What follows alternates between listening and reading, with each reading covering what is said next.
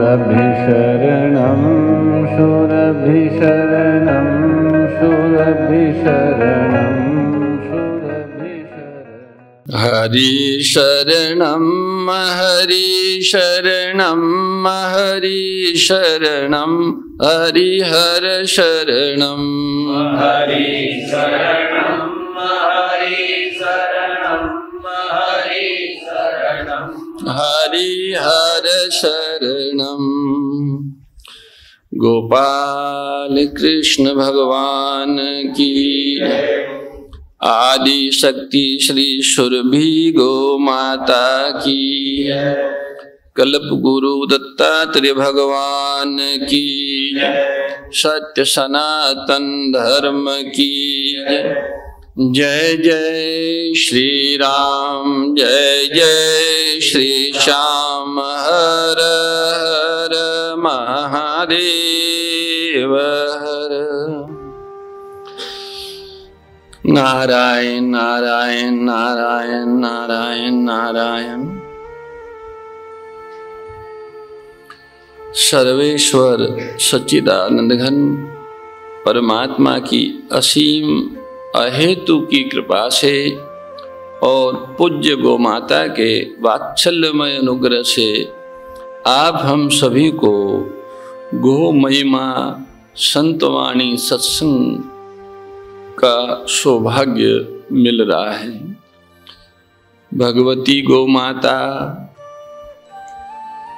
करुणा वात्सल्य अहिंसा और दया का मूर्तिमान श्री विग्रह है। गौओं के उपकारों को ध्यान में रखकर ही भगवान गो माता को सबसे ऊंचा स्थान देते हैं। सृष्टि के रचयिता प्रभु गाय की महिमा से जन मन को परिचित कराने के लिए ही समय समय पर अवतार धारण करते हैं।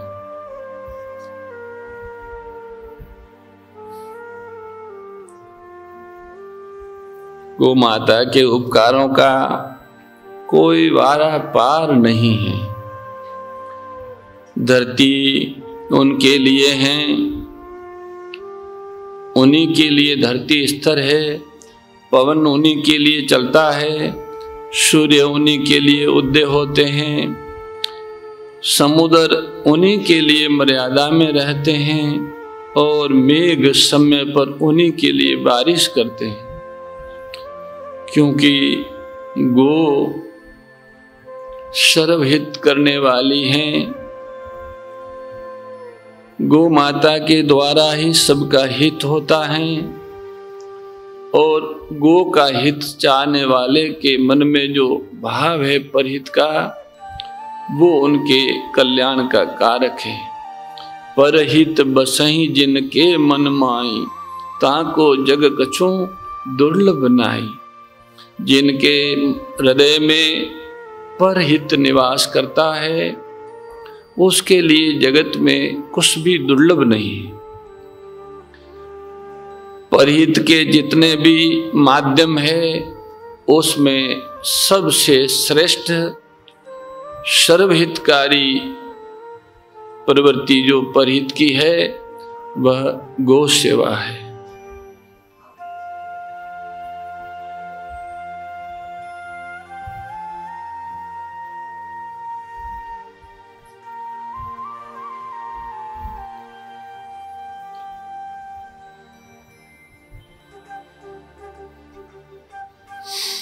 नारायण नारायण नारायण नारायण।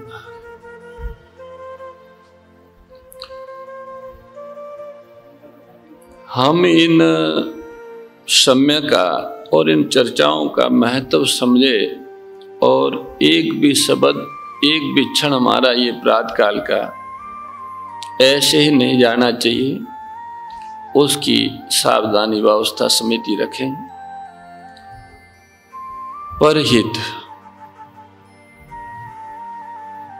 परहित बसे जिनके मन माई, ताको जग कछ दुर्लभ नाई। और परहित सरिस धर्म नहीं भाई, सर्वभूत हिते रता। ये जो बातें हैं संत वाणी और भगवत वाणी की बातें हैं। संत परहित के लिए कहते हैं और भगवान कहते हैं सर्वहित के लिए। संतों से भगवत वाणी से संतवाणी प्रेरित होती हैं। इसलिए भगवत वाणी का ये शब्द कि सर्वभूत हिते रता, सब प्राणियों के हित में जिनकी रति हो वह जीवन मुक्त होते हैं अथवा हो जाते हैं। उन्हें योग बोध और प्रेम की प्राप्ति सहज ही हो जाती है। अब सर्वभूत हिते रता का मतलब है गो भक्ति। गौ को सुख पहुंचाना ही सभी प्राणियों के हित में रति मानी जाती है सिद्धांत के रूप से। क्योंकि गोहित का जब हम विचार करते हैं तो किसी एक बिंदु पर भी आप जाएं, मान लो हम गाय के सुख के लिए गोचारण भूमि रखते हैं, उस पर विचार करें तो उस गो भूमि से सारी सृष्टि का भला होता है। चर अचर जितने भी जीव जंतु पशु पक्षी आदि है, सबको आश्रय और आहार देने वाली गोभूमि है। तो गोभूमि के आरक्षण की, गोभूमि के समर्पण की, गोभूमि के विकास और विस्तार की जो भावनाएं हमारे पूर्वजों में जब कभी आई है अथवा वेदादि धर्म शास्त्रों ने इसे हमें निर्देश दिया है, तो उसके पीछे सर्वहित का ही संकल्प रहा है। ये ही सर्वहित का माध्यम है। हम सभी भगवान की अहेतु की अनन्य कृपा के पात्र हैं कि उन्होंने अपने इस अत्यंत प्रिय सर्वहितकारी कार्य से हमें जोड़ा है। बस इतना अगर हम याद रखें तो हमारे में खूब बल आ जाएगा। भगवत विश्वास का बल, पराश्रय के त्याग का बल और परहित का बल। अन्यथा पराश्रय त्याग करना बहुत कठिन है। शरीर, योग्यता, सामर्थ्य आदि का जो आश्रय लिया हुआ है, वो आश्रय ही हमको भगवान से दूर कर रहा है। वो सच्चा आश्रय नहीं है, क्योंकि ये सच्चे हैं ही नहीं, सब झूठे हैं। उत्पत्ति विनाशशील हैं, परिवर्तनशील हैं, कभी है कभी नहीं है, कहाँ है कहीं नहीं है। इसलिए ये सत्य नहीं है, असत्य है। असत्य का आश्रय सत्य से विमुख करता है और असत्य का आश्रय ही पर आश्रय कहलाता है। तो पर आश्रय का त्याग करने मात्र से योग की प्राप्ति हो जाती है। हाँ, एक बार जब पर आश्रय का त्याग करते हैं, उसका आश्रय छूटता है, जैसे शरीर का, मन का, बुद्धि का आश्रय छोड़ते हैं तो निराश्रय हो जाते हैं या निराश्रय हो जाएंगे तो हमारा अस्तित्व नहीं रहेगा। ऐसा भय एक बार आता है। अगर हम शरीर, मन, बुद्धि, प्राण आदि का आश्रय छोड़ देंगे तो हम निराश्रय हो जाएंगे, हमारा कोई अस्तित्व नहीं रहेगा। ऐसा भय केवल एक बार आता है जीवन में। कब आता है? जब इस विचार की उत्पत्ति होती है कि भाई हम पराश्रय को स्वीकार नहीं करेंगे। जैसे ये विचार उदय होता है तो एकदम ये मालूम होता है जहां हम टिके हुए थे, जिसके आश्रित हम थे, ठहरे हुए थे, वो डूब गया, वो सर्ग जाता है। वो समाप्त हो गया। इस तरह का भय होता है। जो सच्चे हृदय से साधक इस साधन पे चलते हैं वो इस भय का अनुभव करते हैं। एक घटना आपको सुनाते हैं, इसी विषय से संबंधित है। एक साधक आए, उन्होंने एक सत्पुरुष की शरण में आकर कहा, जैसा आजकल के लोगों के मन में वो ये कोई ऐसा गुरु मिल जाए जो हमारा ध्यान करा दे, जो हमारी समाधि करा दे, जो हमारे चित्त को शांत कर दे, इस तरह की बातें रहती हैं। तो वो साधक एक महापुरुष के पास, महापुरुष तो कोई करुणित होकर ऐसा कर भी बैठते हैं, यद्यपि ऐसा करने से कोई विशेष लाभ होता नहीं है, पर कर बैठते हैं। तो उस तरह से एक व्यक्ति आया, एक महापुरुष वो बात कर बैठे जो उसके चित्त, जैसे उन्होंने उनका स्पर्श किया और उस समाधि की ओर मन गया, तो उसका चित्त का जो आधार था, नाम और रूप, वो टूट गया। आधार टूटा, एकदम दृश्य का आधार, ये देखने का, जगत देखने का आधार, आंखें हैं, बुद्धि हैं, सब टूट गया। जैसे दृश्य का आधार टूटा, वो एकदम घबरा कर खड़ा हो गया, बोला महाराज जी मैं नहीं करूंगा ध्यान। क्यों क्या बात हो गई? बोले आप ध्यान करना चाहते थे। बोले महाराज जी सब डूब गया, सारा संसार डूब गया। वह तो एकदम घबरा गया, कांप गया। ये बात हम अपने श्री गोधाम पथपड़ा में भी ऐसी एक घटना हुई थी। वहां एक वानप्रस्थी रहते थे। पहले उनके मानसिक कोई दिमाग की बीमारी थी, बाद में वो गोधाम में रहने लगे तो गो सेवा करते स्वस्थ भी हो गए। साधक संजीवनी पर सत्संग चल रहा था, 13वां अध्याय का व्याख्यान चल रहा था। तो उसमें शरीर और शरीरी इन दोनों को अलग अलग बताया है। प्रकृति क्रिया मानानि गुण कर्मे शुश्रूषे, कार्य कर्म कर्तृत्व हेतु प्रकृति उच्यते, पुरुष सुख दुखा नाम भोक्तृत्व हेतु उच्यते। इस बात में ये व्याख्या हुई कि शरीर, इंद्रियां, प्राण, मन, बुद्धि, चित्त, अहम, ये सब प्रकृति का है, ये सब अपरा है, ये सब क्षेत्र है। क्षेत्रज्ञ इससे अलग है। क्षेत्र और क्षेत्रज्ञ का वो व्याख्यान था। उन्होंने वो सुना, सुनकर कामधेनु सरोवर पे चले गए।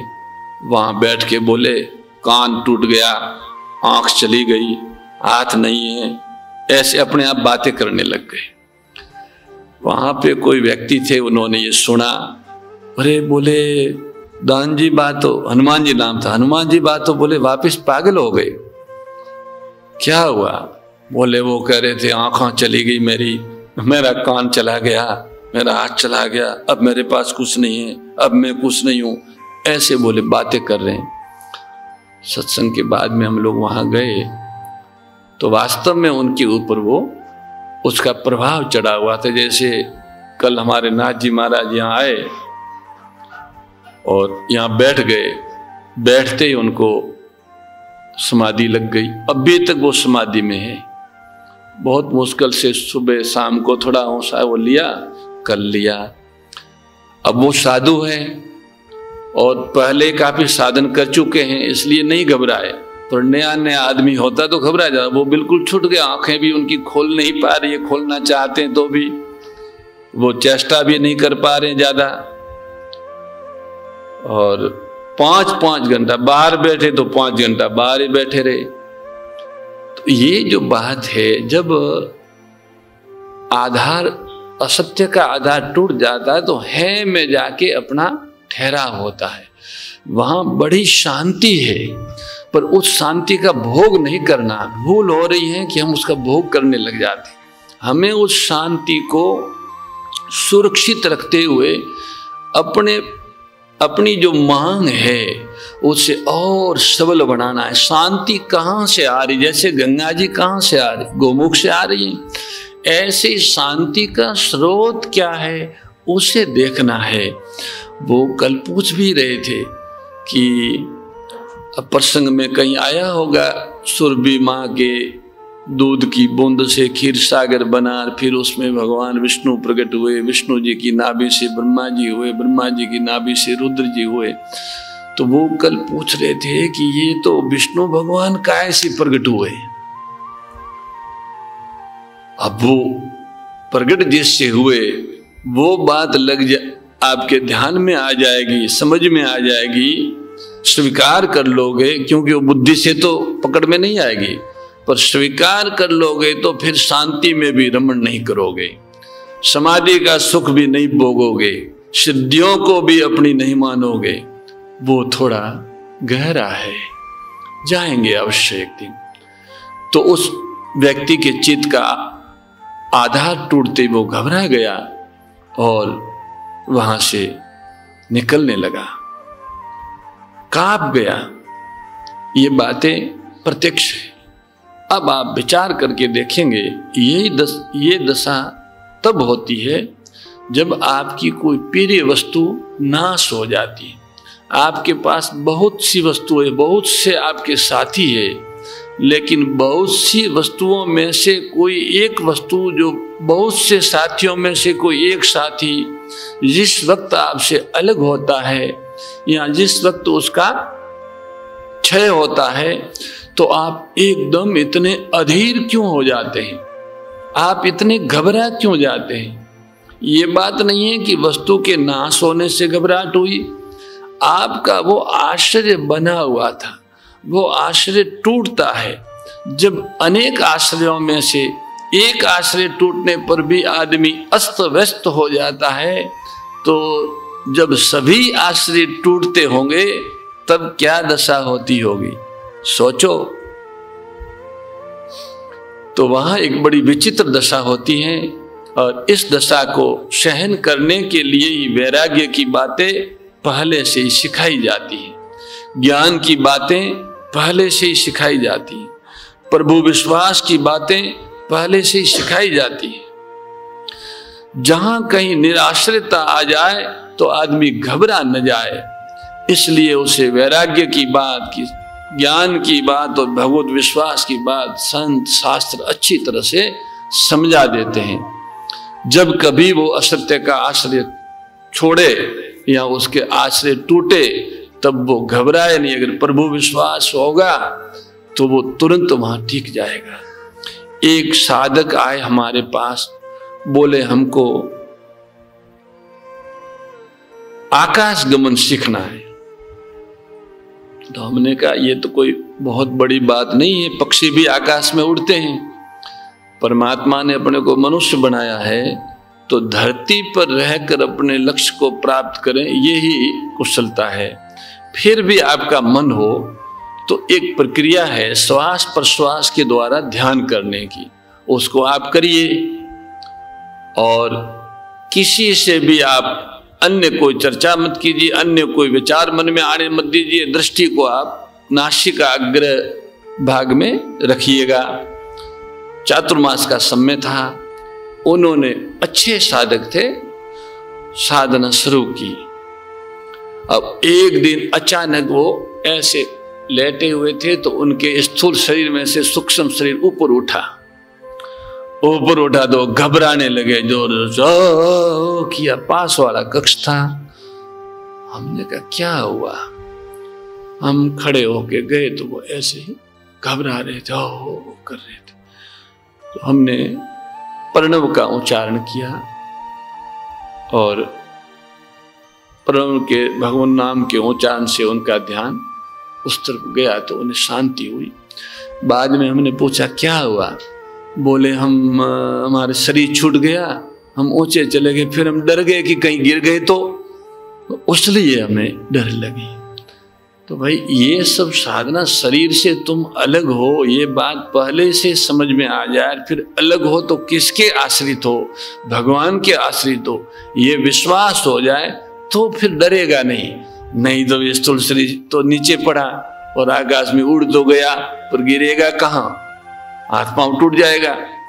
तो भाई ये जो बातें हैं, ये बातें यद्यपि अंतिम बातें नहीं हैं, जैसे स्थूल जगत में घटनाएं होती हैं ऐसे ही सूक्ष्म जगत में भी होती हैं। जैसे स्थूल शरीर है ऐसे एक 17 तत्वों का अंतवाहक शरीर, सूक्ष्म शरीर है, उसे अंतवाहक शरीर भी कहते हैं, जो सपन में सारी सृष्टि करता है, मिलता है, चलता है, बातें करता है। स्थूल शरीर तो नहीं होता उस समय, पर वो सूक्ष्म शरीर सारी क्रियाएं करता है। वो जन्म मरण भी उसी सूक्ष्म शरीर का होता है। स्थूल शरीर तो पड़ा रहता है, इधर ही बनता है, इधर ही छूट जाता है। वो सूक्ष्म शरीर ही ऊंची नीची योनियों में जाता है और उस सूक्ष्म शरीर के अध्यास से ही छूटने का नाम पराश्रय का त्याग है। तो पराश्रय का त्याग आवश्यक है। पराश्रय का त्याग किए बिना स्व आश्रय नहीं मिलता, हरि आश्रय नहीं मिलता। या फिर हरि आश्रय लिए बिना पराश्रय नहीं छूटता। तो इस निराश्रय का जो आरंभ काल है, उत्पत्ति विनाशील शरीर वस्तु आदि के आश्रय के त्याग का जो आरंभ काल है, वो बड़ा ही भय देने वाला होता है। लेकिन वो भय है बिल्कुल निरर्थक, मिथ्या भय है, इसमें वास्तविकता कुछ नहीं है। तो भाई निराश्रय होते ही एक स्व आश्रय मिलता है। स्व मतलब आत्मा का आश्रय। बहुत से लोग स्व आश्रय तो ये मान लेते हैं आत्मरति, आत्म तृप्ति, आत्म संतुष्टि, ये भी स्व आश्रय का अर्थ है। लेकिन इससे भी विचित्र एक स्वाश्रय का अर्थ हमको मालूम होता है। वो ये स्व कहते हैं अपने को, और अपने को उसे कह सकते हैं जो किसी भी प्रकार से दूर हो ही नहीं सकता, जो हमसे किसी भी हेतु से दूर नहीं हो सकता, जो हम जिससे दूर नहीं हो सकते, जो हमारा त्याग नहीं कर सकता, हम जिसका त्याग नहीं कर सकते, तो उसका त्याग हम कर ही नहीं सकते, जो हमारा त्याग कर ही नहीं सकता, जिससे हमारी दूरी हो ही नहीं सकती, उसका आश्रय प्राप्त होता है। उसी को ही स्वाश्रय कहते हैं। उसे अंतरात्मा भी कह सकते हैं आप, अंतरात्मा, अथवा उसे आप विश्व आत्मा भी कह सकते हैं। उसे आप सर्वाधार प्रभु भी कह सकते हैं। उसे आप सर्व का ज्ञाता भी कह सकते हैं। न जाने क्या क्या कह सकते हैं। जितना भी कह सकते हैं उससे उसका पूरा अर्थ प्रकट होता हो ऐसा नहीं है, वो तो और भी है। लेकिन हाँ, आंशिक अर्थ उससे व्यक्त होता है। तो वो जो शव का आश्रय है, स्वयं का आश्रय, सामर्थ्य देने वाला है, जीवन देने वाला है, स्वाधीनता देने वाला है, दिव्य चिन्मय जीवन से अभिन्न कर देने वाला है। ये स्वाश्रय, स्वयं आश्रय, स्वयं का आश्रय हमको और आपको अभी अभी मिल सकता है। क्यों? जब राग द्वेष नहीं रहा तब चित्त के लिए आने जाने के लिए कोई स्थान ही नहीं रहता। ये जो हमारे बहुत से भाई कहा करते हैं कि क्या बताएं, हमारा मन तो ठहरता ही नहीं। ये जो वर्णन है ये सिद्धांतिक वर्णन नहीं है, ये वस्तु स्थिति का वर्णन नहीं है, ये एक दशा का वर्णन है कि हमारा मन ठहरता ही नहीं है, हमारा मन हमारे अधीन रहता ही नहीं। ये बात ठीक है। अरे भाई, आपने राग द्वेष को तो कर लिया है जमा।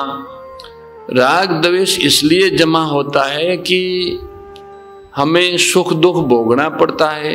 राग द्वेष जमा इसलिए होता है कि आप इसका कारण दूसरों को मान लेते हैं, अथवा आप सुख दुख को मंगलमय विधान से निर्मित नहीं मानते हैं। इन सब कारणों से राग द्वेष जमा होता है। राग द्वेष के रहते हुए आज तक न किसी का चित्त शांत हुआ है और न शुद्ध हुआ है, न स्थिर हुआ है, न होने की संभावना है, हो ही नहीं सकता। जैसे कोई ड्राइवर हो, गाड़ी को स्टार्ट तो कर दे और फिर रोए कि हाय हाय रे गाड़ी ठहरती ही नहीं है, हाय हाय रे गाड़ी ठहरती ही नहीं है। आप कहेंगे पागल हो गया है, स्टार्ट कर दिया है, बंद कर दे गाड़ी ठहर जाएगी। उसी तरह की ये बात है कि हमने राग द्वेष को रख लिया है जमा, फिर कहते हैं हमारा चित्त ठहरता ही नहीं, हाय हाय रे हमारा चित्त शांत होता नहीं। तो कहने का तात्पर्य था कि भाई इसलिए ये जीवन का एक मौलिक प्रश्न है जो हम और आप दिन रात सोचते रहते हैं कि साहब अमुक व्यक्ति के द्वारा हमें बड़ा सुख मिला, अमुक वस्तु से हमें बड़ा आराम मिला और अमुक वस्तु से हमें बड़ा कष्ट मिला। ये सोचना बिल्कुल गलत है, निरर्थक है और अपना जाना हुआ असत है। इसलिए इस असत का त्याग करके आज हम सबको ये व्रत लेना चाहिए कि हमारे सुख और दुख का कारण कोई और हो ही नहीं सकता, और जीवन में जो सुख और दुख है वो साधन सामग्री है। उसी के सदुपयोग से हम सुख दुख से अतीत के जीवन को प्राप्त कर सकते हैं। इस दृष्टि से आए हुए सुख का भी आदर करना है और आए हुए दुख का भी आदर करना है। न सुख का प्रलोभन रखना है और न दुख से भयभीत होना है। ये क्या है? ये है साधन प्रणाली। इस साधन प्रणाली के अनुसार जब हम निराश्रय होकर आत्म आश्रय को प्राप्त होते हैं, हरि आश्रय को प्राप्त होते हैं, तब फिर प्रयत्न की आवश्यकता नहीं रहती। प्रयत्न रहित साधन। आप जानते हैं जैसे जैसे प्राणी अप्रयत्न होता जाता है वैसे ही वैसे प्रभु से अभिन्न होता चला जाता है, वैसे वैसे अभेद होता चला जाता है, क्योंकि अप्रयत्न में ही अभिन्नता और अभेदता है। लेकिन प्रयत्न के रहते हुए हम अभिन्न क्यों नहीं हो पाते? हमारे भेद नाश क्यों नहीं होते? क्योंकि प्रयत्न में अहंकृति हेतु होती हैं। अहम रूपी अणु प्रयत्न के साथ लगा रहता है। अहम रूपी अणु जब तक जीवन में रहेगा तब तक न तो भिन्नता का नाश होगा और न भेद का नाश होगा। जब तक भेद और भिन्नता का नाश नहीं होगा तब तक निश्चिंतता नहीं आएगी, निर्भयता नहीं आएगी और आत्मीयता भी नहीं आएगी।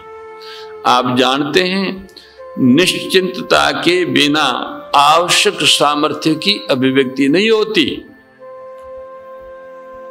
आदमी अगर निश्चिंत नहीं होता तो उसमें आवश्यक सामर्थ्य प्रकट नहीं हो सकता। निर्भयता के बिना प्राप्त सामर्थ्य का सद्वय नहीं होता और आत्मीयता के बिना प्रभु प्रेम की प्राप्ति नहीं होती। अब आप सोचिए, क्या आज हम आप निश्चिंतता, निर्भयता, आत्मीयता प्राप्त करने में भी असमर्थ हो गए हैं? इसमें भी हम पराधीन हो गए हैं? अरे भाई, पराधीनता बड़ी बड़ी कोठी बनाने में हो सकती है, पराधीनता बहुत सा सामान इकट्ठा करने में हो सकती है, पराधीनता दूसरों को हानि पहुंचाने में हो सकती है, दूसरों से कुछ प्राप्त करने में हो सकती है। लेकिन क्या आज हम निश्चिंत भी नहीं हो सकते, निर्भय भी नहीं हो सकते? हमें आत्मीयता भी प्राप्त नहीं हो सकती? अवश्य हो सकती है, किंतु आज हमने स्वयं अपने प्रमाद से अपनी निश्चिंतता को भंग कर लिया है, अपने प्रमाद से अपने को भयभीत किया है। और आत्मीयता से विमुख हुए।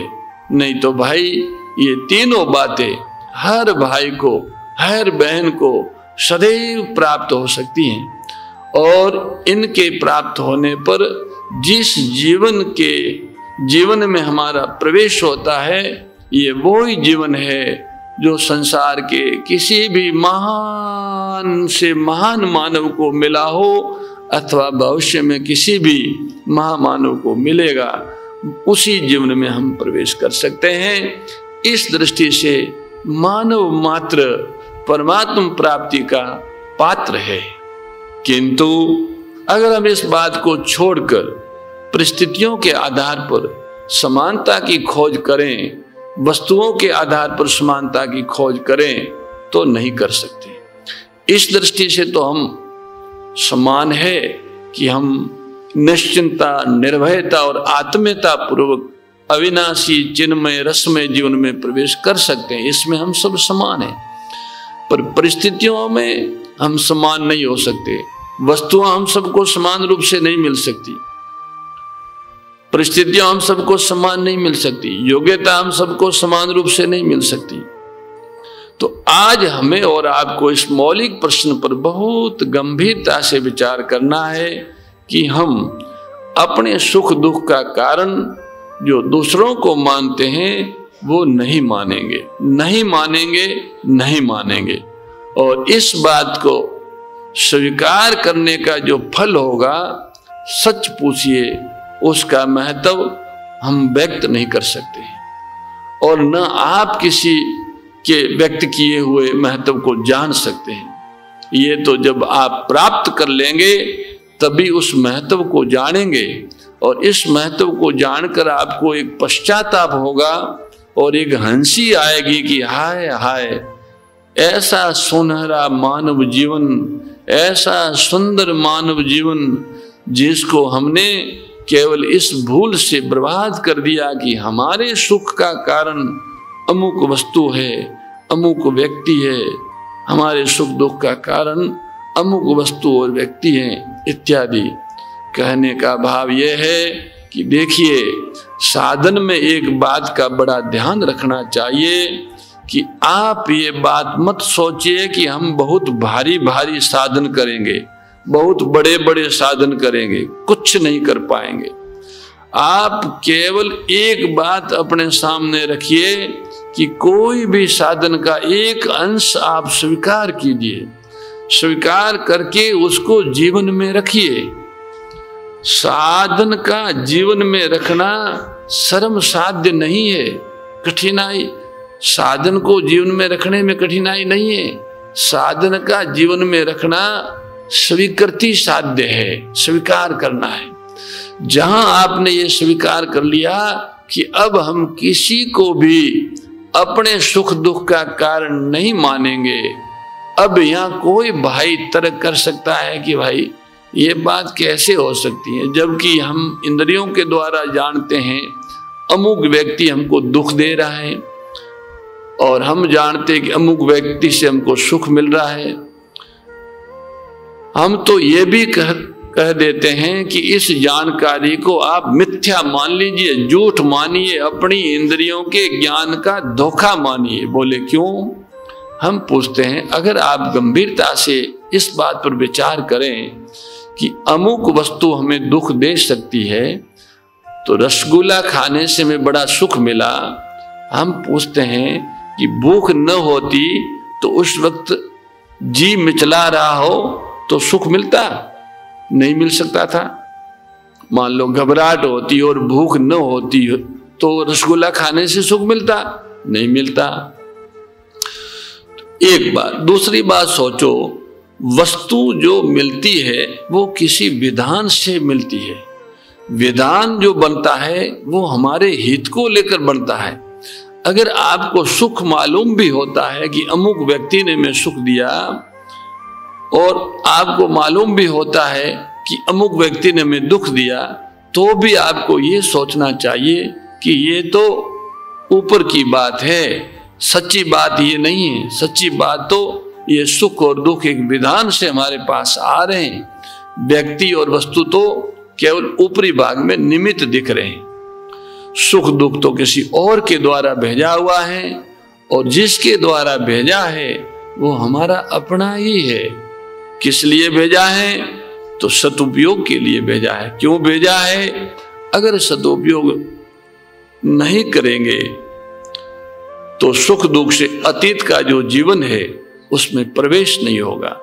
ये सुख दुख तो हमारे विकास में हेतु है, हमारे अपने प्यारे प्रभु का भेजा हुआ प्रसाद है। जिस प्यारे का भेजा हुआ सुख दुख है, अगर उसमें आपकी दृष्टि है तो बताइए सुख के उपयोग में, दुख के उपयोग में आपको कोई कठिनाई होगी क्या? कोई कठिनाई नहीं होगी। आज हमसे भूल क्या होती है कि हम सुख दुख का भोग करने लगते हैं, उसका उपयोग नहीं करते हैं, उसे साधन सामग्री नहीं मानते, उसे अपना जीवन मान बैठते हैं और ये मान लेते हैं कि मानो ये जबरदस्ती हमारे ऊपर लाद दिया गया है। बात वास्तव में ऐसी नहीं है। यदि आज हमारे मन में बोलने का राग न होता तो श्रोता के रूप में प्रभु कभी भी सामने नहीं आते। अगर आपके मन में सुनने का राग न होता तो कोई वक्ता कभी भी आपको सुनाने नहीं आता। ये नियम है। तो जो कुछ आपको मिलता है आपकी राग निवृत्ति के लिए मिलता है, और जो कुछ आपसे छीनता है वह भी सरकार राग निवृत्ति के लिए ही छीनता है। राग निवृत्ति के लिए ही सुख दुख का उपयोग है, और इसका कोई उपयोग नहीं है भाई। इसलिए राग रहित होने में हम लोग तत्पर हो जाएं, धीरे धीरे नहीं, अभी। अगर इस कार्य को आप धीरे धीरे करेंगे तो हम समझते हैं नहीं कर पाएंगे। अगर आप अभी करना पसंद करेंगे तो प्रत्येक भाई प्रत्येक बहन कर सकते हैं। वस्तु न मिले लेकिन वस्तु का राग मिटा सकते हैं। राग रहित होने का क्या उपाय है? द्वेष रहित होने और द्वेष रहित होने का क्या उपाय है? अपने दुख का कारण किसी को नहीं मानना। अगर हम अपने दुख का कारण किसी को नहीं मानेंगे तो किसी से द्वेष नहीं होगा। जो अपने दुख का कारण किसी और को नहीं मानता वह अपने सुख का कारण भी किसी और को नहीं मानता है। ऐसे ही जो अपने सुख का कारण किसी और को नहीं मानता वह अपने दुख का कारण भी किसी और को नहीं मानता है। इन दोनों में से जो भी आपको सुगम मालूम हो कि हम आज से अपने दुख का कारण किसी और को नहीं मानेंगे, अगर ये बात भी आपको मालूम हो जाए तो भी आप बड़ी सुगमता पूर्वक द्वेष से रहित होकर प्रेम की प्राप्ति कर लेंगे। और जब आपको ये बात मालूम हो जाए हमारे सुख का कारण कोई वस्तु हो ही नहीं सकती, कोई व्यक्ति हो ही नहीं सकता, तो सारी सृष्टि मिलकर हमें सुख दे ही नहीं सकती। क्यों? क्योंकि हमारी जो वास्तविक मांग है, हमारी जो अपनी आवश्यकता है, उसकी पूर्ति में सृष्टि बेचारी सर्वदा असमर्थ है। आप कहेंगे कैसे? विचार कीजिए, सारी सृष्टि में कौन सी वस्तु आपको ऐसी मालूम पड़ती है जो स्वयं प्रकाश हो, जिसमें परिवर्तन न होता हो, जिसका वियोग न हो? कोई ऐसी वस्तु किसी भाई बहन को मालूम होती हो? बताओ, नहीं मालूम होती। नहीं है। जब नहीं है तब पर प्रकाश वस्तु स्वयं प्रकाश को महत्व प्रदान करेगी। जरा विचार करो। आज तो महाराज उल्टी गंगा बह रही है। मानव जीवन तो इतना सुंदर जीवन था जिससे वस्तु आदर पाती थी। आज कितना दुख होता है। आज का मानव वस्तु के आधार पर सोचता है कि हमारा महत्व हो गया। इस प्रमाद ने मानव को मानव नहीं रहने दिया। और भाई मेरे, जब तक मानव मानव नहीं हो पाता तब तक न उसे चिर शांति मिलती है, न उसकी सद्गति होती है, और न उसे प्रभु की प्राप्ति होती है। ये निर्विवाद सत्य है। इसलिए भाई आज आप वस्तुओं के द्वारा जो अपना महत्व आंकते हैं मत आंकिए, अपितु अपने द्वारा प्राप्त वस्तुओं का सदुपयोग कीजिए, जिससे वस्तु का महत्व बढ़े, व्यक्ति का महत्व बढ़े। लेकिन आप जो ये सोचने लगते हैं कि हाय हाय रे हमारे पास वस्तु नहीं होगी तब तो हम संसार के आदमी नहीं रह सकते, और अगर रह भी सकते हैं तो अभागे, दीन और दुखी हैं, ऐसा मानते हैं, ऐसा सोचते हैं। हम आपको सच कहते हैं कि वस्तु को अपने से अधिक महत्व देने वाला व्यक्ति चाहे अरबपति हो, खरबपति हो, महादिन है, महादर्दिर है। क्यों? अरे भाई इससे बढ़कर क्या दीनता होगी कि वह जो ज्वाराहत पत्थर का टुकड़ा है वो ये नहीं कह सकता कि मैं ज्वाराहत हूं। उसको पहनकर आप ये समझते हैं कि हम बड़े आदमी हो गए, तो वो पत्थर का टुकड़ा बड़ा आदमी हुआ, आप तो बड़े हुए नहीं। लोहे लंगड़ में बैठकर आप कहते हैं कि हम बड़े आदमी हो गए, ईंट मिट्टी में कैद होकर आप कहते हैं कि हम बड़े आदमी हो गए, कीड़ों के पाखाने को पहनकर आप कहते हैं कि हम बड़े आदमी हो गए, जानवरों की ऊन पहनकर आप कहते हैं हम बड़े आदमी हो गए, मल मूत्र पूर्ण शरीर को सजाकर आप कहते कि हम बड़े आदमी हो गए। सोचिए तो सही, यदि मल मूत्र पूर्ण शरीर को सजाने से बड़े आदमी होते हैं तो हम आपके ऐसे बड़पन को नमस्कार करते हैं। आप सोचो, आपका एक अपना बड़पन है, आपका एक अपना महत्व है, आपकी एक अपनी सुंदरता है, और वो सुंदरता राग द्वेष रहित हुए बिना प्राप्त नहीं होती। इसलिए भाई आज इस जीवन के आवश्यक प्रश्न पर विचार करना होगा कि हम और आप कैसे बड़े आदमी हो सकते हैं। आदमी तो बड़ा होता ही है, क्या बड़ापन हमारा हो सकता है? वह बड़ापन चीर शांति की अभिव्यक्ति में है, वो बड़ापन अमरत्व की अभिव्यक्ति में है, वो बड़ापन परम प्रेम की अभिव्यक्ति में है, जिसकी प्राप्ति में मानव मात्र सर्वदा स्वाधीन है। कभी पराधीन हुआ ही नहीं, कभी पराधीन हो सकता नहीं। क्यों? उससे जातीय एकता है, स्वरूप की एकता है, जिससे हमारी जातीय एकता है, स्वरूप की एकता है, उसकी प्राप्ति में हम कभी पराधीन नहीं हो सकते। जिससे हमारी मानी हुई एकता है, जातीय एकता नहीं है, उसकी प्राप्ति में हम कभी स्वाधीन नहीं हो सकते।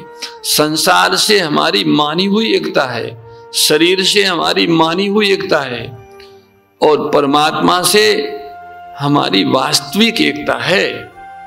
तो वास्तविक एकता है, उस एकता को प्राप्त करने में हम स्वाधीन है, पर जो मानी हुई एकता है उसको सदा सुरक्षित रखने में हम स्वाधीन नहीं हैं।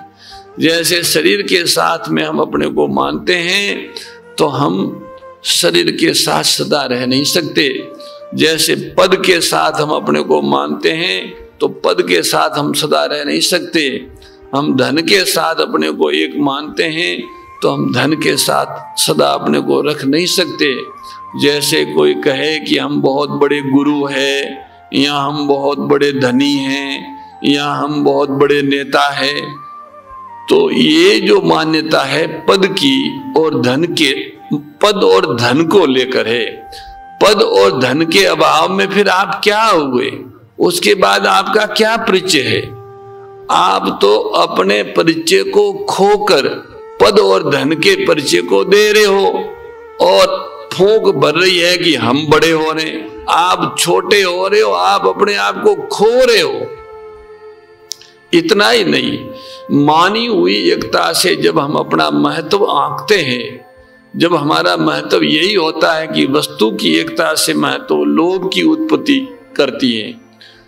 वस्तुओं से हम अपने को बड़ा मानते हैं, या वस्तुओं के साथ एक करते अपने को धनी मानते हैं तो धन का लोभ उत्पन्न होता है। व्यक्ति के साथ अपने को एक मानते हैं तो मोह की उत्पत्ति होती है। परिस्थितियों को महत्व देते हैं तो परिच्छिन्नता की उत्पत्ति होती है।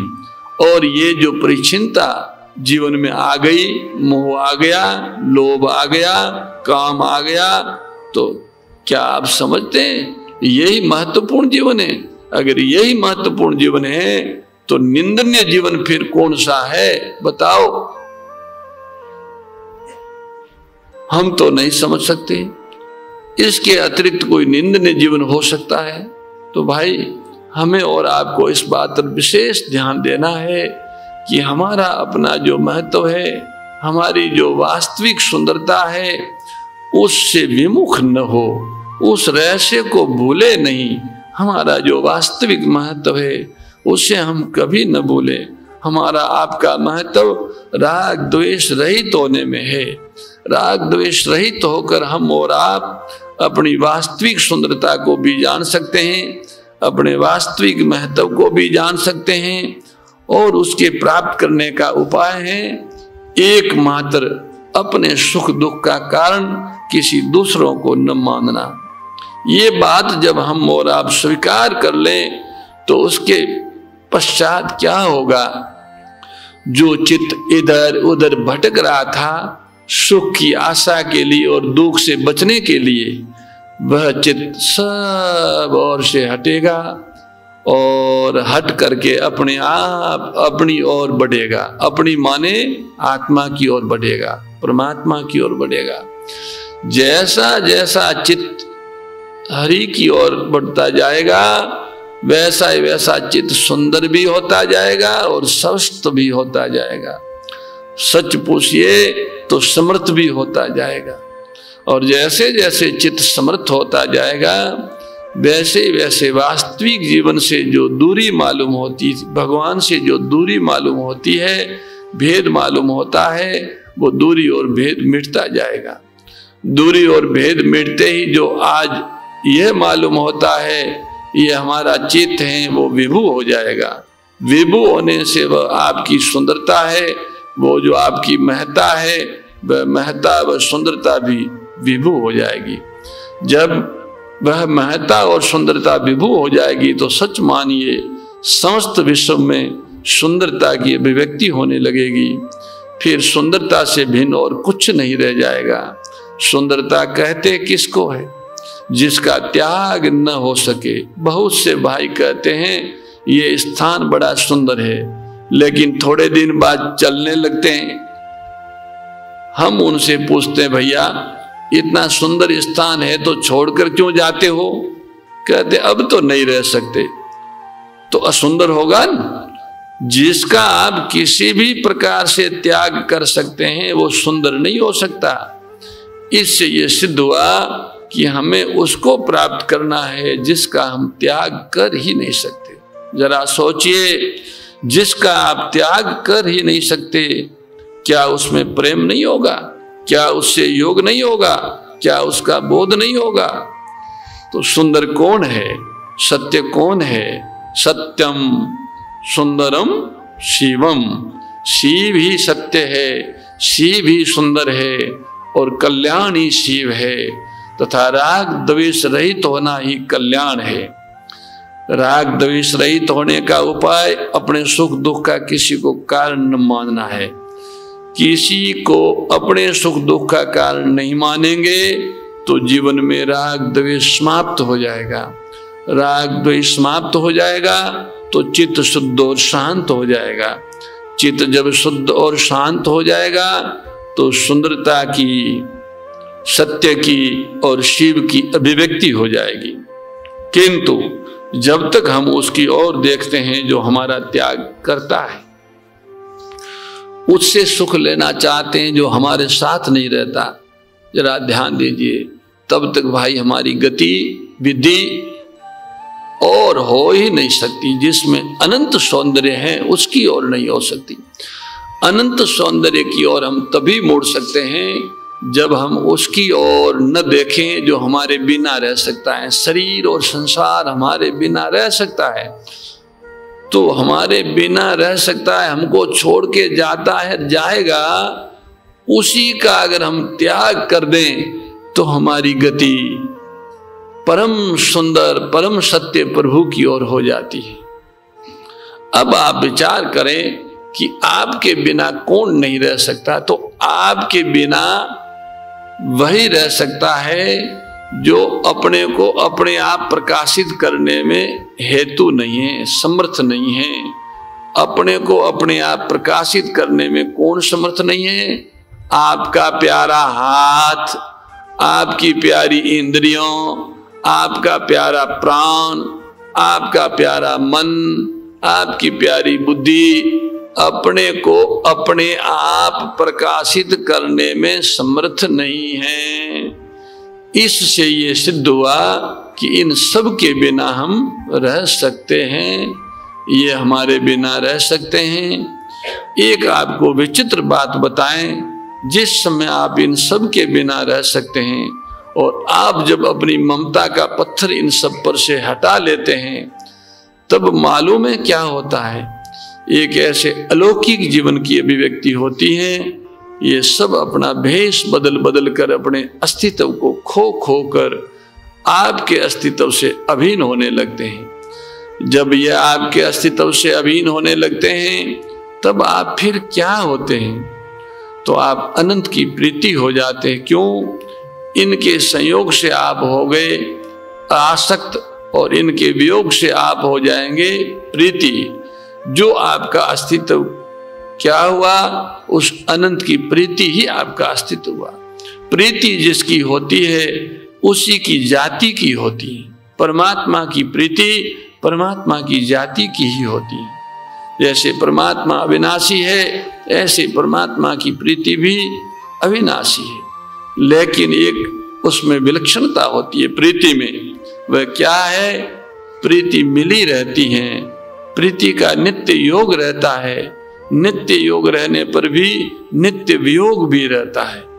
नित्य योग से क्या होता है? नित्य योग से चीर शांति मिलती है, अमृतत्व मिलता है, दिव्य चिन्मय जीवन मिलता है। और नित्य वियोग से क्या मिलता है? बोले नित्य वियोग से अगाध अनंत रस की अभिव्यक्ति होती है। अगाध अनंत रस की अभिव्यक्ति, दिव्य चिन्मय जीवन की प्राप्ति मानव मात्र को हो सकती है। और उसका सीधा साधा उपाय क्या निकला? राग द्वेष रहित होना।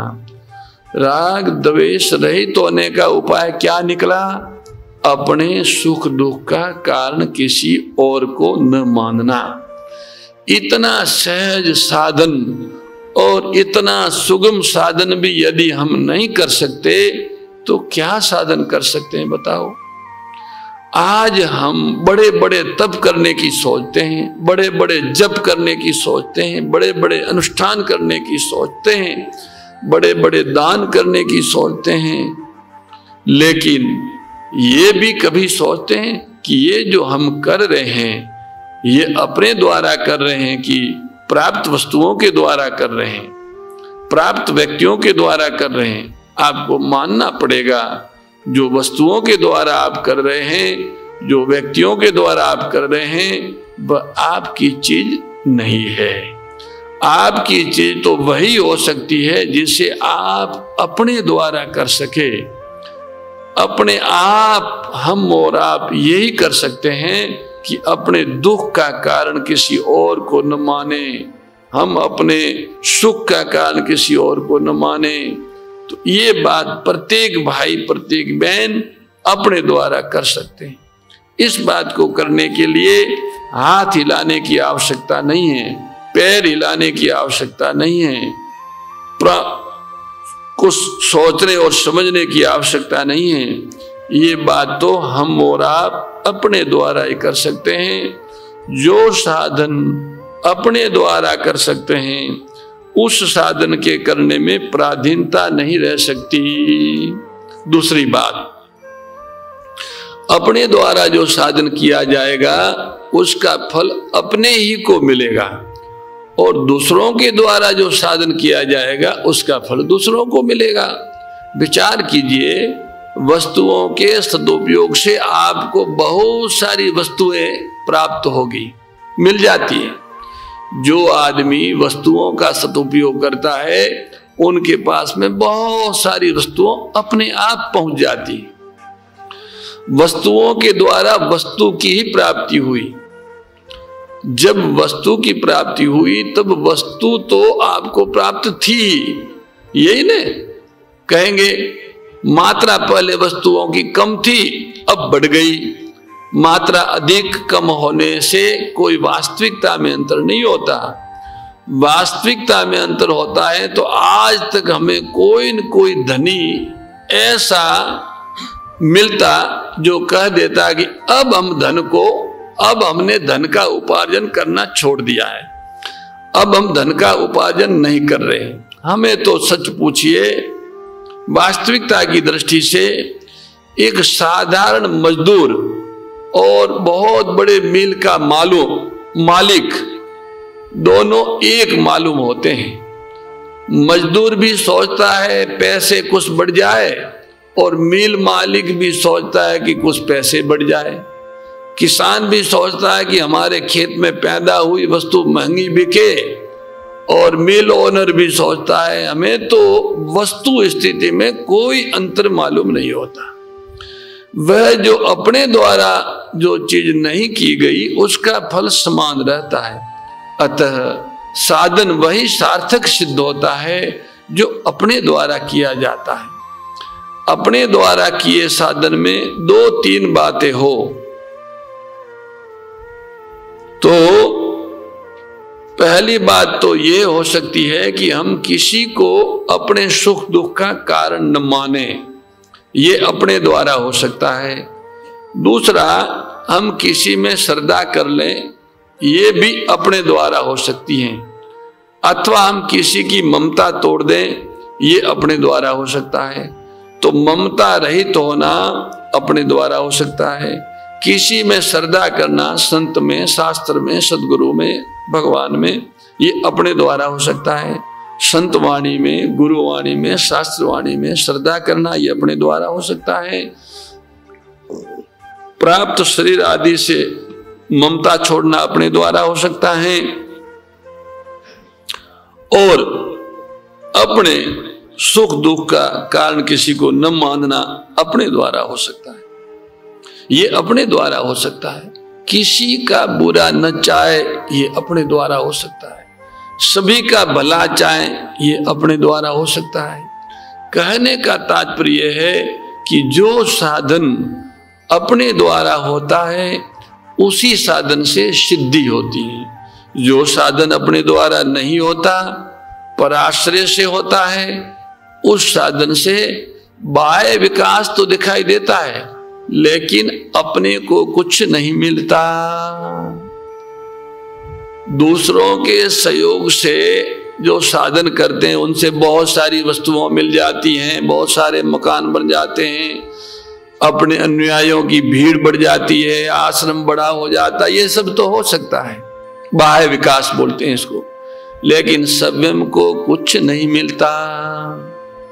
इसलिए भाई आज हमें और आपको अपने द्वारा साधन करने की बात भी सोचना चाहिए और विचार करना चाहिए।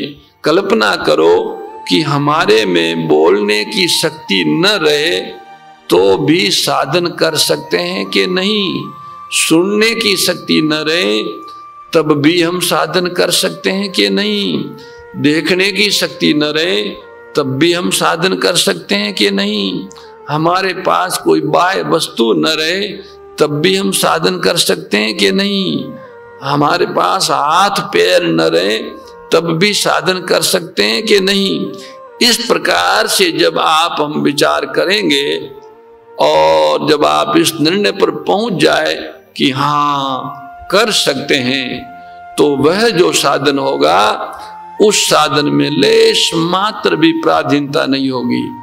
जिस साधन में पराधीनता नहीं होती उस साधन में असमर्थता भी नहीं होती, उसके करने में बहुत सुविधा रहती है। जिसके करने में बहुत सुविधा रहती है वह कभी भी असिद्धि देने वाला नहीं होता। इसलिए भाई अपने द्वारा हम क्या कर सकते हैं इस पर विचार करने की आवश्यकता है। इसका निर्णय आप जितना शीघ्र कर लेंगे, जितना इसको अपना लेंगे, उतना शीघ्र आपको सिद्धि प्राप्त होगी। बहुत से लोग सोचते हैं कि सिद्धि कितने दिन में होगी, भगवान की प्राप्ति कितने दिन में होगी, आत्मज्ञान कितने दिन में होगा, बंधन से मुक्ति कितने दिन में होगी, कितने समय में होगी। सच ईमानदारी की बात तो यह है कि सिद्धि समय पर निर्भर नहीं है, क्योंकि हम लोग जीवन में समय के अस्तित्व को स्वीकार करके क्रियात्मक साधन के आधार पर समय का महत्व मानते हैं। वास्तव में सिद्धि के लिए कोई समय अपेक्षित नहीं है। क्या अपेक्षित है? जब हम और आप अपना जाना हुआ असाधन छोड़ देंगे, बस साधन की अभिव्यक्ति हो जाएगी, और जहां साधन अभिव्यक्ति हो जाएगी वहां सिद्धि होगी। हम ऐसा मानते हैं कि असाधन का त्याग, साधन की अभिव्यक्ति और सिद्धि की प्राप्ति, ये तीनों योग पद हैं। इसलिए भाई हम सब जब चाहे तब भगवत प्राप्ति की सिद्धि प्राप्त कर सकते हैं। किंतु ये बात इसलिए समझ में नहीं आती, हम लोगों ने सिद्धि के संबंध में न जाने क्या क्या सुन रखा है, साधन के संबंध में न जाने क्या क्या सुन रखा है। सिद्धि सादी बात है। सिद्धि का असली अर्थ क्या है? नित्य योग की प्राप्ति। सिद्धि का असली अर्थ क्या है? अमृतत्व की प्राप्ति। सिद्धि का असली अर्थ क्या है? परम प्रेम की प्राप्ति। तो हम आपसे पूछते हैं कि नित्य योग की प्राप्ति क्या कालांतर में होगी? अगर कालांतर में होगी तो वह योग नहीं है। तो फिर योग कैसे होगा? अमृतत्व की प्राप्ति क्या उसके द्वारा होगी जो अब नहीं है? क्या प्रेम की प्राप्ति उसके द्वारा होगी जो अभी नहीं है? मानना ही पड़ेगा कि प्रेम है से ही हुआ करता है, योग है से ही हुआ करता है, बोध है से ही हुआ करता है। तो भाई जो है, जिसे हम ईश्वर कहते हैं, परमात्मा कहते हैं, अब उससे योग करना है। जो है उसका बोध होना है, जो है उसमें प्रेम होना है। तो योग बोध प्रेम की प्राप्ति वर्तमान की वस्तु है, क्योंकि परमात्मा वर्तमान में है, वो अतीत में और आगे का विषय नहीं है। भगवान नित्य वर्तमान है।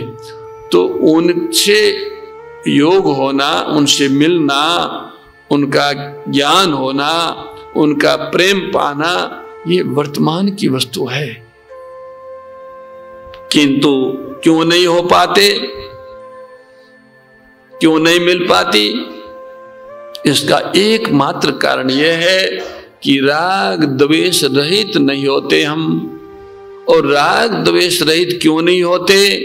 क्योंकि अपने सुख दुख का कारण दूसरों को मानते हैं।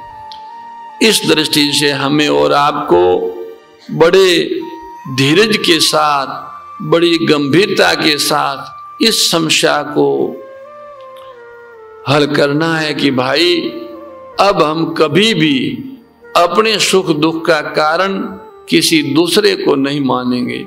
ये जो आपका मानना होगा, इसमें एक बड़ा रहस्य होगा। आपकी ये मान्यता आपको इतना सुंदर बनाएगी कि आपके द्वारा किसी को भय नहीं होगा। और जब आपके द्वारा किसी को भय नहीं होगा, तब आपको किसी के द्वारा, आपको भी किसी के द्वारा भय नहीं होगा। अर्थात आप सभी को भय से रहित करेंगे तो स्वयं भी भय से रहित हो जाएंगे। हमारे सनातन परंपरा में जब सन्यास की दीक्षा दी जाती है तो एक संकल्प लिया जाता है, अभ्यम माम सर्वभूतेषु, मैं सभी प्राणियों को अपनी ओर से आज अभ्य दान देता हूं। ऐसा संकल्प करके वो वन में प्रवेश करता है, अघोर और अनजान अज्ञात वनों में प्रवेश कर जाता है, हिंसक प्राणियों के बीच में रहता है, कोई जीवन का अन्य आश्रय नहीं होता है, फिर भी वहां उनको कोई भयभीत नहीं करता। जब उसने सबको निर्भय कर दिया तो वो भी अभय हो गया। जिसे अभय पद पाना हो उसे सबको भय रहित कर देना चाहिए। अभ्यम माम सर्वभूतेषु। भाई आप सभी को भय रहित कर सकते हैं। और स्वयं भय रहित हो सकते हैं। जो देश दूसरे देश को अपने दुखों का कारण मानता है वह स्वयं भयभीत रहता है और दूसरे देश को भी भयभीत करता है। जो वर्ग दूसरे वर्ग को अपने दुख का कारण मानता है वो स्वयं भयभीत रहता है और दूसरों को भी भयभीत करता है। जो व्यक्ति किसी दूसरे व्यक्ति को अपने दुख का कारण मानता है वो स्वयं भयभीत होता है और दूसरों को भी भयभीत करता है। जो अपने दुख का कारण किसी और को नहीं मानता वह न स्वयं भयभीत होता है न उससे कोई दूसरा भयभीत होता है। आज जो आप देखते हैं कि संसार में लड़ाई का सामान बड़ी शीघ्रता के साथ खरीदा जा रहा है, इकट्ठा किया जा रहा है, बनाया जा रहा है। इसके मूल में क्या है? भय, भय और कुछ नहीं। भयभीत होकर ही प्राणी दूसरों को भय देने की सोचता है। इसलिए भाई हम सबको अभय होना है और सभी को अभय कर देना है। सभी को अभय कब कर सकते हैं? जब आप स्वीकार कर लें कि ईमानदारी से कि हमारे सुख दुख का कारण दूसरा हो ही नहीं सकता। अनेक युक्तियों व अनेक प्रकार से बात सिद्ध हो जाती है कि जब तक हम इस महामंत्र को नहीं अपनाएंगे राग द्वेष रहित हो ही नहीं सकते। जब तक राग द्वेष रहित नहीं होते तब तक जो करना चाहिए वो होगा नहीं और जो नहीं करना चाहिए उसका नाश नहीं होगा। तो अकर्तव्य का नाश और कर्तव्य की अभिव्यक्ति हो ही नहीं सकती। कर्तव्य की अभिव्यक्ति के बिना मिले हुए का सदुपयोग नहीं होगा और जाने हुए का प्रभाव नहीं होगा, सुने हुए में श्रद्धा नहीं होगी और उसके हुए बिना न हम जगत के लिए उपयोगी सिद्ध होंगे, न हम अपने लिए उपयोगी सिद्ध होंगे, न हम प्रभु के लिए उपयोगी सिद्ध होंगे। ये क्या है? ये है जीवन का एक मौलिक प्रश्न कि हम सबको अपने लिए, जगत के लिए, प्रभु के लिए उपयोगी बनना है और हम सभी उपयोगी बन सकते हैं। जो हो सकता है उसको न करना और जो नहीं हो सकता है उसे करने की सोचना, यही सबसे बड़ा जीवन का असाधन है। इसलिए भाई विधान के अनुसार मिले हुए सुख दुख का कारण किसी और को न माने। उस देखे सुने माने हुए में बाधा आ जाती है जब हमारी कामनाएं पूरी नहीं होती। हम कामनाओं पूरी करना चाहते हैं और जब वो पूरी नहीं होती है तो हमें उस कामना में जो बाधक बनता हुआ दिखता है उनके प्रति द्वेष हो जाता है। उनका पूरा न होने से जो दुख होता है स्वभाव से इंद्रियजन्य ज्ञान में संदेह होता है, किंतु वो संदेह यदि सर्वांश में हो जाए तब तो बड़ी सुगमता पूर्वक प्राणी अपना विकास कर लेता है। पर होता क्या है, वो संदेह सर्वांश में नहीं होता। जैसे हमने अपने जीवन को सामने रखकर जब सोचा या सोचते हैं तो ऐसा मालूम होता है कि जब अकस्मात कोई दुर्घटना हो जाए, जैसे स्वामी जी महाराज, सन्नानंद जी महाराज के सामने एक ऐसी दुर्घटना हुई कि उनकी आंखें खराब हो गई और पढ़ने के संकल्प में बाधा हो गई।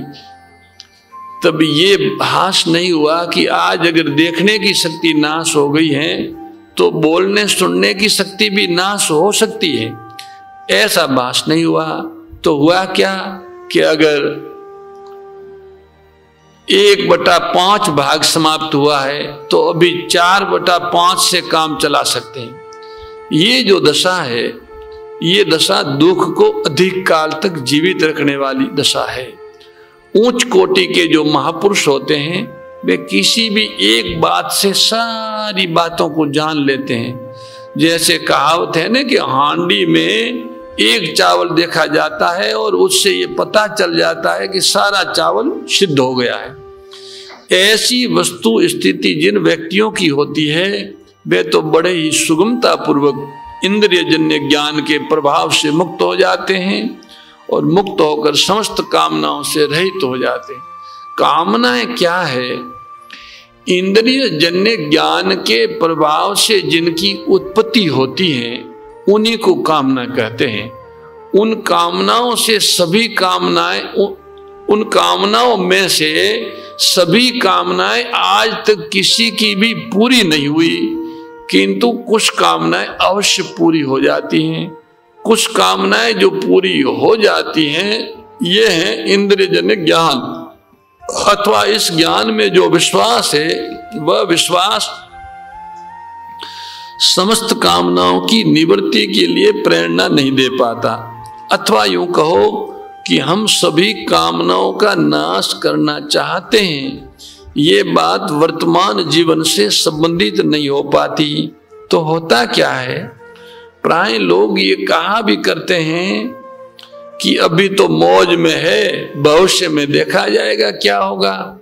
बात तो ठीक है, अभी तो मौज है, इसमें संदेह नहीं, पर जिस समय हमारा संकल्प पूरा होता है उस समय सभी को मौज मालूम होती है, पर देखा जाएगा भविष्य में क्या होगा, ये प्रश्न सुख के प्रलोभन से हमें बांध देता है और हम जो वास्तव में होने वाली बात है उसको जानना ही नहीं चाहते, और यदि जानने में आ जाए तो उसका प्रभाव होने नहीं देते, और यदि किसी कारण प्रभाव हो जाए तो फिर ऐसी बातें सोचने लगते, अरे भाई मरना तो है ही, बिना खाए क्यों मरे, बिना अमुक काम किए क्यों मरे, मरना तो है ही। ऐसी बातें सोच सोच कर हम उस ज्ञान का प्रभाव, जो ज्ञान इंद्रिय ज्ञान को खा सकता है, उसे मिटा देते हैं। उस ज्ञान के प्रभाव को होने नहीं देते हैं। प्रभाव होता न हो ऐसी बात नहीं, पर प्रभाव होता तो है। देखिए, जिस काल में इंद्रिय ज्ञान है उसी काल में बुद्धि का ज्ञान भी है, और सच पूछिए तो बुद्धि से अतीत का ज्ञान भी है। ज्ञान के तीनों स्तर ज्यों के त्यों सदैव सुरक्षित है, इंद्रिय ज्ञान भी, बुद्धि ज्ञान भी और बुद्धि से अतीत का ज्ञान भी। जैसे कोई दिन में दीपक भी जला दे, बल्ब भी जला दे और सूर्य का प्रकाश भी हो, तो इस उदाहरण में तो ये बात मालूम होती है कि सूर्य का प्रकाश बल्ब और दीपक के प्रकाश को अपने में ही विलीन कर लेता है और अपने को ही प्रकाशित करता है। किंतु ज्ञान के संबंध में ऐसा नहीं होता। ज्ञान के संबंध में तो ऐसा होता है, इंद्रिय ज्ञान भी है, बुद्धि का ज्ञान भी है और बुद्धि से अतीत का ज्ञान भी है, परंतु अधिकतर हमारे जीवन पर जो प्रभाव रहता है वह इंद्रिय ज्ञान का रहता है, और वह इंद्रिय ज्ञान बुद्धि ज्ञान की अपेक्षा अल्प है, और बुद्धि ज्ञान बुद्धि से अतीत के ज्ञान की अपेक्षा अल्प है। अल्प ज्ञान का प्रभाव हो और विशेष ज्ञान का प्रभाव न हो, इसी का नाम अविवेक है। और अविवेक कुछ नहीं है, विशेष ज्ञान का प्रभाव न होना और अल्प ज्ञान का प्रभाव रहना, ये जो है अविवेक है। ये साधन का निर्माण नहीं होने देता। जब साधन का निर्माण नहीं होता तो साधन में अस्वाभाविकता मालूम होती है, कठिनाई मालूम होती है और वो पूरा हो भी नहीं पाता। ऐसी दशा में हम लोग ये सोचते हैं कि अरे भाई जो हो गया वह ठीक है, ये क्या कम है, हम थोड़ी देर सत्संग में बैठ जाते हैं, अपना 1 घंटा अच्छा कट गया, बात तो ठीक है, लेकिन सोचना तो ये है कि आखिर ये मानव जीवन जब भगवत प्राप्ति के लिए मिला है तो फिर ये बात कब तक हम टालते रहेंगे?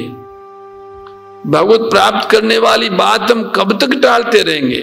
हमारा तो ऐसा विश्वास है और अनुभव भी है कि जब तक हम अपनी प्राप्ति को वर्तमान की वस्तु नहीं मानेंगे तब तक भाई प्राप्ति होने की संभावना नहीं है।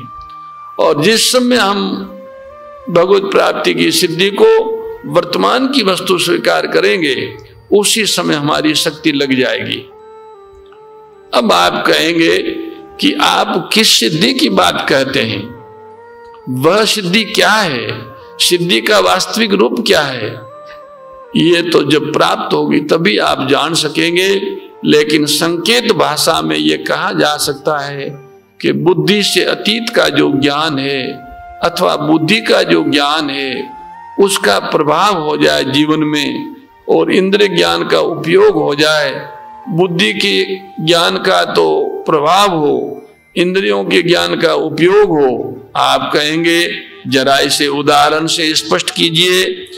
बुद्धि ज्ञान ने हम सबको ये बताया कि संयोग में ही वियोग है, मिलते ही बिछड़ना प्रारंभ हो जाता है। ये बात बुद्धि के ज्ञान से स्पष्ट होती है, लेकिन प्रभाव इसका नहीं होता। प्रभाव किसका होता है? अभी तो हम लोग एकठे है ही है, चाहे पिता पुत्र के रूप में हो, चाहे पति पत्नी के रूप में हो, चाहे दो मित्र के रूप में हो, चाहे दो बंधुओं के रूप में हो। अभी तो हम है, हमारा भाई है और हमें हमारा बेटा है और हमें हमारी पत्नी और हमें हमारे पति और हमें, अभी तो हम है। तो ऐसा कभी नहीं सोचते कि आज जिस प्यार से हम लोग बैठे बात कर रहे हैं, एक दिन विवश होकर हम सबको अलग होना पड़ेगा और अपना कोई वश चलेगा नहीं। इस बात का जीवन में प्रभाव होता है क्या? यदि इस बात का प्रभाव हो जाए तो हमारी आपकी वस्तु स्थिति क्या हो जाएगी? देखो, थोड़ी देर का साथ है, इसलिए एक दूसरे के साथ जो करना है वो करो, क्योंकि हमेशा के लिए तो साथ है नहीं। जैसे आए हुए मेहमान को कष्ट सहकर भी अच्छा भोजन देते हैं, अच्छा स्थान देते हैं, उसी प्रकार हमारे प्रत्येक व्यवहार में ये प्रभाव आ जाए कि भाई थोड़ी देर का साथ है, आखिर तो अलग होना ही है, इसलिए थोड़ी देर के लिए हम क्यों ऐसी बात करें जो करने की नहीं है। तो जीवन में एक बड़ी क्रांति आ जाए, प्रकाश मिल जाए, पर ऐसा नहीं हो पाता। क्यों नहीं हो पाता? कि बुद्धि का ज्ञान तो है किंतु उसका प्रभाव स्वीकार नहीं करते। आप कहेंगे इस प्रभाव को स्वीकार करने वाला कौन है, कौन सा देवता है? तो हम सच कहते हैं आपसे कि वह कोई देवता हो, लेकिन वह आप ही हो। आप ही एक ऐसे देवता हो जो इंद्रिय ज्ञान के प्रभाव को भी स्वीकार कर सकते हो, बुद्धि ज्ञान के प्रभाव को भी स्वीकार कर सकते हो और बुद्धि से अतीत ज्ञान से भी अभिन्न हो सकते हो। तो वह जो आप हो, जिसके ऊपर अनेक प्रकार के प्रभाव अंकित है, उसकी वस्तु स्थिति क्या है? उनकी वस्तु स्थिति हमको तो ऐसी मालूम होती है कि भाई अगर सब प्रकार के अभाव मिटा दिए जाए तबन उसका ज्ञान होगा। इंद्रिय ज्ञान का प्रभाव जब मिटे, बुद्धि ज्ञान का प्रभाव होकर के अपना फल देकर समाप्त हो जाए, तब आप पता चला सकते हैं कि ये प्रभाव किसने स्वीकार किया था। हम लोग इंद्रिय ज्ञान के होते हुए, बुद्धि ज्ञान के होते हुए, बुद्धि ज्ञान से अतीत के ज्ञान को जानते हुए चाहते हैं कि हम उस देवता का पता लगा लें जिस देवता ने इन सबको स्वीकार किया है। उसी का नाम किसी ने जीव रख दिया, उसी का नाम किसी ने व्यक्तित्व रख दिया, उसी का नाम किसी ने आत्मा रख दिया, किसी ने कुछ रखा, किसी ने कुछ रखा। वास्तव में वह क्या है इसको जान सकते हैं पर उसका वर्णन नहीं कर सकते हैं। समझत सुलभ कहत कठिनाई। और अगर वर्णन कर भी सकते हैं तो केवल अंश में ही कर सकते हैं। भाई जिसमें कामना है उसी में जिज्ञासा भी है। कामना के रहते हुए तो जिज्ञासा पूरी नहीं होती। आप कहें कि कामना तो कभी नाश होगी नहीं, ऐसी बात नहीं है। कामना तो कहते ही उसको है जिसमें प्रवृत्ति हो और जिसकी निवृत्ति हो पर पूर्ति न हो। जिसमें प्रवृत्ति हो, जिसकी निवृत्ति हो पर पूर्ति न हो, उसी को कामना कहते हैं। कामना की जो वास्तविक परिभाषा हमको लगती है वो ऐसी लगती है कि उसकी निवृत्ति भी होती है, उसके अनुरूप प्रवृत्ति भी होती है। निवृत्ति और प्रवृत्ति ये दो अवस्थाएं हैं निवृत्ति से क्या मिलता है? शांति मिलती है। प्रवृत्ति से क्या मिलता है? शक्ति का ह्रास होता है। शक्ति का ह्रास कामना के अनुरूप प्रवृत्ति में है। शक्ति का संचय कामना की निवृत्ति में है। जिसमें एक का नाम भोग रख लो तो दूसरे का नाम योग रख लो। योग और भोग जिसके प्रकाश से प्रकाशित है वह कौन सा देवता है? और वह कौन सा देवता है जो अपने को भोगी और योगी कहता है? और भोग व योग क्या है? 3 प्रश्न बने भाई। एक तो ये प्रश्न कि योग और भोग का प्रकाशक कौन है, योगी और भोगी कौन है, और योग भोग क्या है। इस संबंध में यदि हम और आप विचार करें तो योग और भोग का जो प्रकाशक है उसे मैं नहीं कह सकते, उसे हैं कह सकते हैं। जिसको हैं कह सकते हैं उसका कभी नाश नहीं हो सकता, और जिसका नाश नहीं हो सकता वह सभी का सब कुछ रहता है, और सब कुछ होने पर भी सभी से अतीत भी है। जो सभी से अतीत है, सभी का सब कुछ है, वही प्रकाशक है। किसका? योग और भोग का। तो योग क्या है? कामना की निवृत्ति। भोग क्या है? कामना के अनुरूप प्रवृत्ति।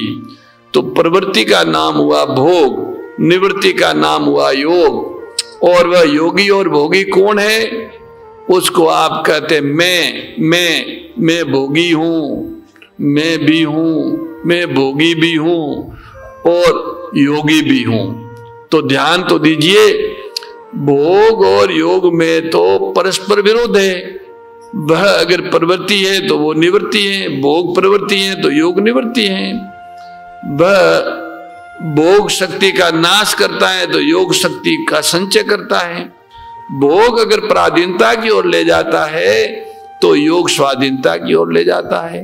भोग यदि जड़ता में बांध देता है तो योग चिन्मयता की ओर ले जाता है।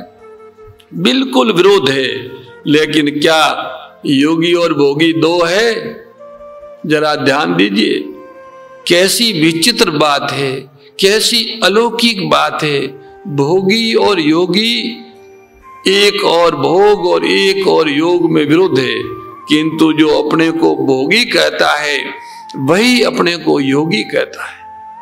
पता चला कि जिसको आप मैं कहते हैं उसका ऐसा कोई स्वतंत्र अस्तित्व ही नहीं मालूम होता जो पर के बिना प्रकाशित हो जाए।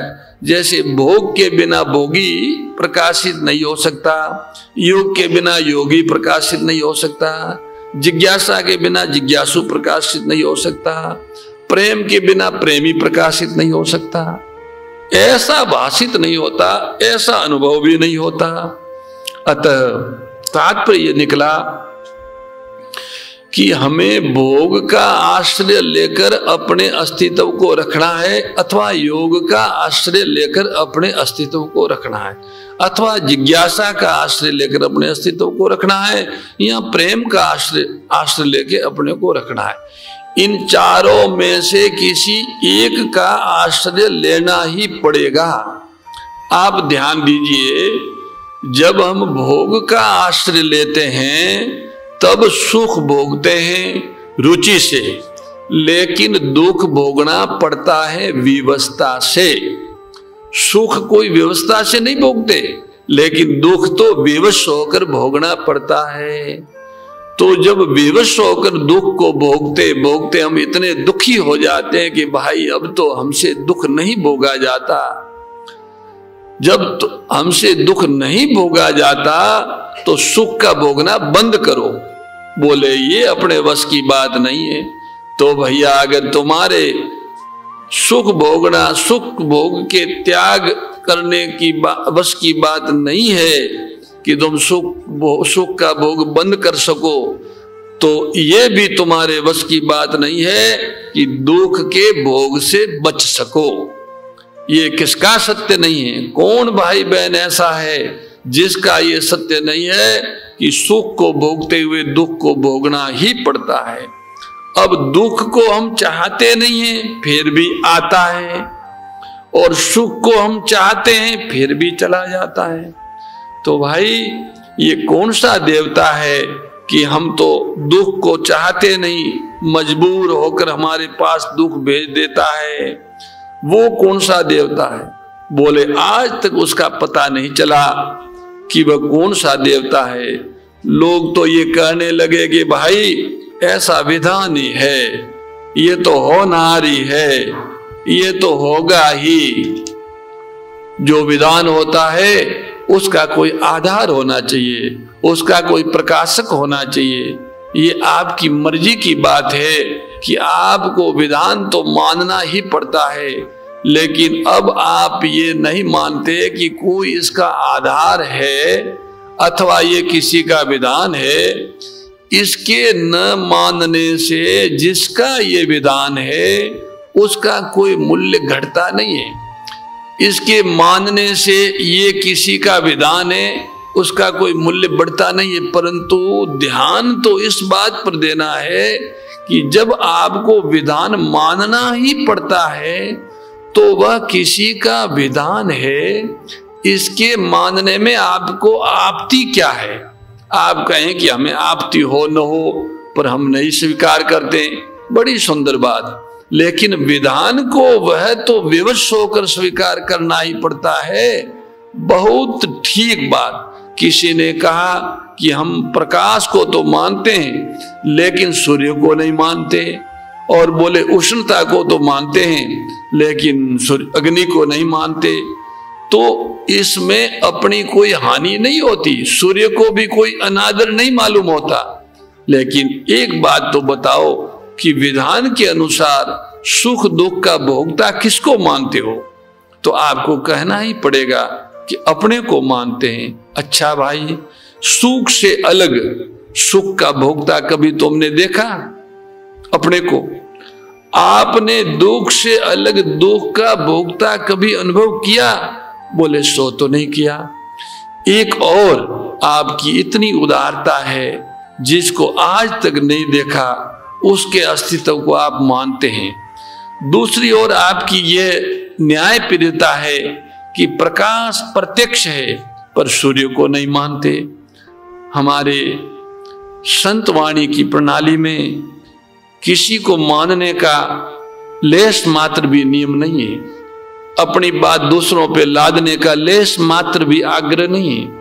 आप मानिए अथवा मत मानिए, लेकिन आप जो स्वयं सुख दुख के भोगता है, हम इतना जानना चाहते थे कि दुख से अलग करके आपका अस्तित्व क्या है, सुख से अलग करके आपका अस्तित्व क्या है, अवस्था से अलग करके आपका अस्तित्व क्या है।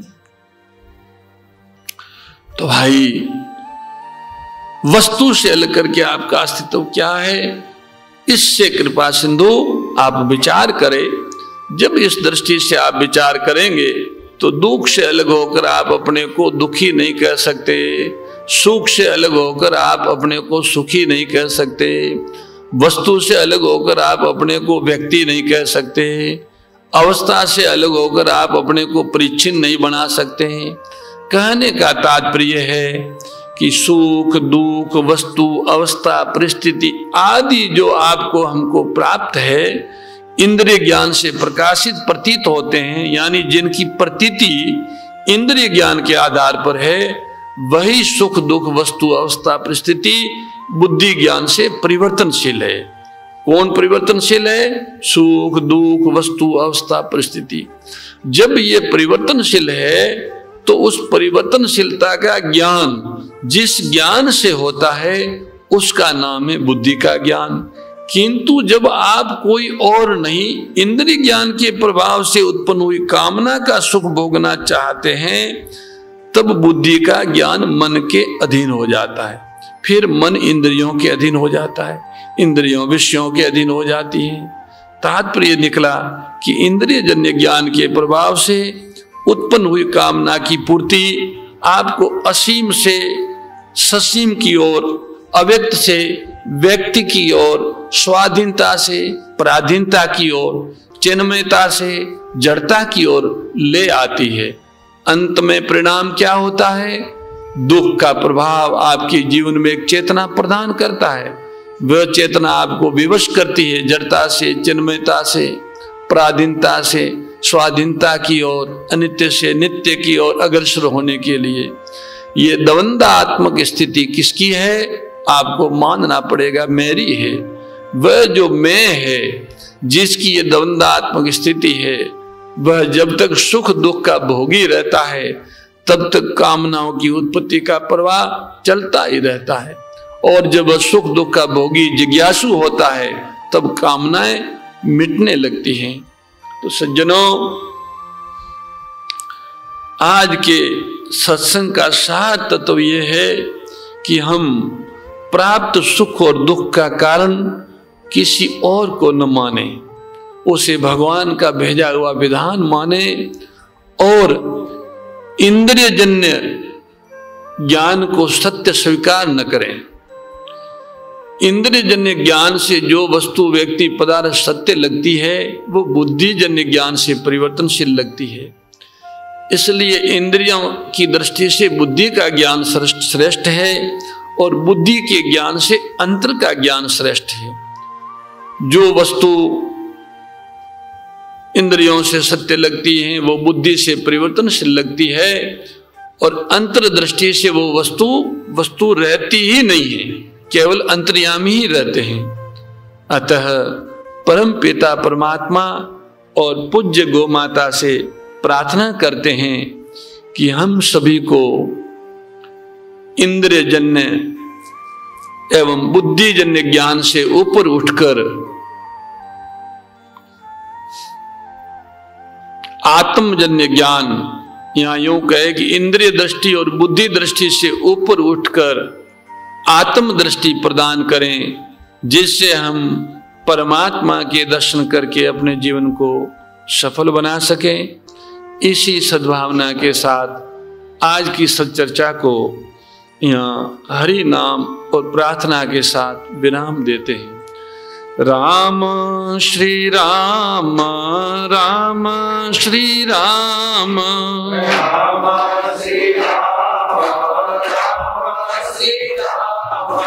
राम श्री राम, राम श्री राम, राम श्री राम,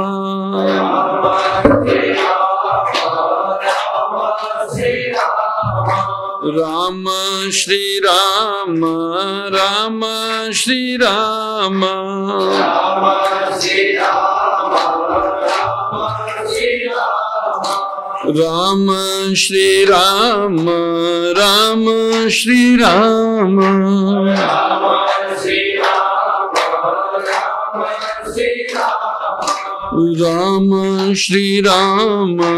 राम श्री राम,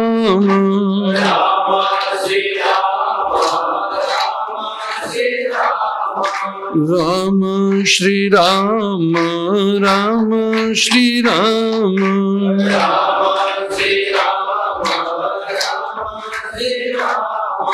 राम श्री राम, राम श्री राम,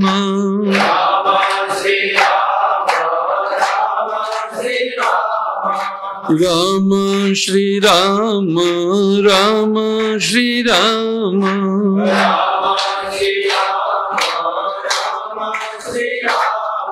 श्यावर रामचंद्र भगवान की, मोर मुकुट बंशी वाले की, गौ माता की।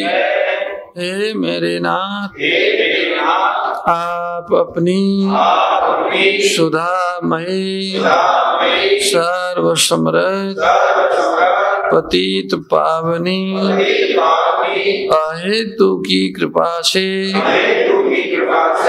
मानव मात्र को विवेक का आदर तथा बल का सदुपयोग करने का सामर्थ्य प्रदान करें एवं हे करुणा सागर अपनी अपार करुणा से शीघ्र ही राग द्वेष का नाश करें, जिससे सभी का जीवन सेवा त्याग और प्रेम से परिपूर्ण हो जाए। ओम आनंद, ओम परमानंद, ओम सच्चिदानंद। नारायण नारायण नारायण। जय गो माता, जय गोपाल। शूरभिशरणं शूरभिशरणं